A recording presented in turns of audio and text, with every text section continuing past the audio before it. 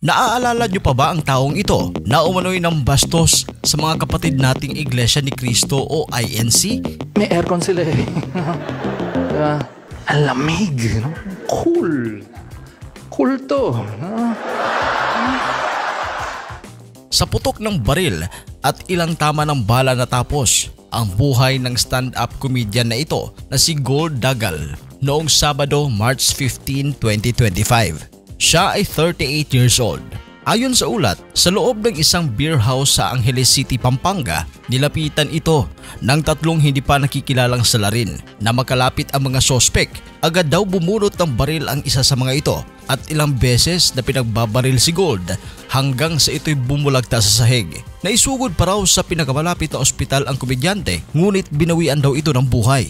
Si Gold ay kilala sa kanyang mapangahas na estilo ng komedya. Kadalasang paksa ng kanyang comedy skits ay mga kontrobersyal na isyu sa lipunan at relihiyon na hinahaluan niya ng mga dirty jokes. Noong March 16, nagpost sa Facebook ang ina ni Gold na si Jocelyn Cruz. Inihayag nito ang saloobin saan niya'y hindi makatarungang pagpaslang sa anak. Ayon kay Jocelyn, ang mga nasa likod ng pagpatay sa anak ay dati nang nagbanta sa buhay ng stand-up comedian. Na-offend daw ang mga ito sa dark humor ni Gold sa isang pribadong pagtatanghal. Naniniwala si Jocelyn na ang ilang taong nagsasabing malapit sila sa Diyos ay siya umano nagplano at nagsagawa ng krimen. Ayon pa sa ina ni Gold, bagamat mapangahas ang mga biro ng stand-up comedian, kilala ito bilang mabuti at mabait na anak at kapatid.